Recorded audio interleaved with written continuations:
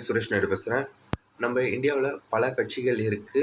பல கட்சிகள் புதுசு புதுசா உருவாகிட்டே இருக்கு. ஆனா, மக்களுக்கு அவங்க என்ன செஞ்சாங்கன்றத மக்கள் உணர்ந்து பார்க்கணும்.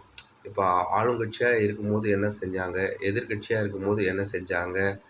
இப்ப அவங்க புதுசா கட்சி ஆரம்பிச்சுக்கிறாங்க. அவங்க என்ன செஞ்சிருக்கிறாங்க? அதுபோல நம்ம பார்க்கணும். புதுசா கட்சி ஆரம்பிச்சுக்கிறாங்க. பதவியே வரலையே! அவங்க என்ன செஞ்சாங்கன்றது எப்படி நம்மளால பார்க்க முடியும்? அப்படின்னு கேட்குறீங்களா? ஒண்ணும் இல்ல.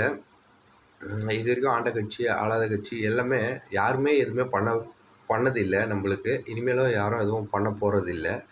ஒண்ணுமே இல்ல. ஒயின் ஷாப்ல அந்த காலத்துலேருந்து இப்ப வரைக்கும் ரூ. 1ல ஆரம்பிச்சு, ரூ. 2ல ஆரம்பிச்சு, இப்ப ரூ. 5, ரூ. 10 வரைக்கும் வாங்குறாங்க.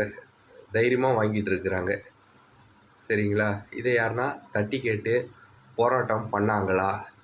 இல்ல ஆர்ப்பாட்டம் பண்ணி இது வாங்காத அளவுக்கு செஞ்சாங்களா? யாரும் செய்யல. அதேபோல் ரோடுலாம் சரியா இருக்கா? ரோடு எங்கேயுமே சரியில்ல. நெறைய இடத்துல சரியில்ல. அதேபோல் பார்த்தீங்கன்னா, இதுக்கெல்லாம் யாரும் போராட மாட்டேன்றாங்க. அதேபோல் பார்த்தீங்கன்னா, நெறைய ஊர்ல குடிநீர் இல்ல. இப்ப நம்ம இங்க சென்னையில இருக்கிறோம். நம்மளுக்கு காசு குடுத்தா தண்ணி வருது, இது வருது. ஏதோ ஒண்ணு தண்ணி வந்துடுது. ஆனா, நெறைய பேருக்கு தண்ணியே இல்லாம கஷ்டப்படுறாங்க நெறைய ஊருங்கள்ல. அதெல்லாம் நீங்க நெனச்சு பாருங்க. நான் இந்த கட்சிக்கு தான் ஓட்டு போடுவேன். நான் அந்த கட்சிக்கு தான் ஓட்டு போடுவேன். அப்படிலாம் சொல்லாதீங்க. அதேபோல பார்த்தீங்கன்னா, நம்மள அந்த காலத்துலேருந்து இப்போ வரைக்கும் தமிழ், தமிழ் அப்படின்னு சொல்லியே ஏமாத்திக்கிட்டு இருக்கிறாங்க. யாரும் மக்கள் நல்லா படிக்கணும், நம்ம வெல் டெவலப் ஆகணும் அப்படின்லாம் எதுவும் நினைக்க மாட்டேன்றாங்க.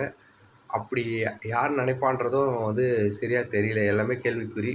மதம், ஜாதி எல்லாத்தையும் வச்சு எப்படி அரசியல் பண்ணலாம், எப்படி இது பண்ணலாம் அப்படின்னு தான் பார்க்குறாங்க. மக்கள் ஒற்றுமையா இருக்கணும். மக்கள் ஒற்றுமையா இருந்தா மட்டும் தான். நன்றி, வணக்கம்.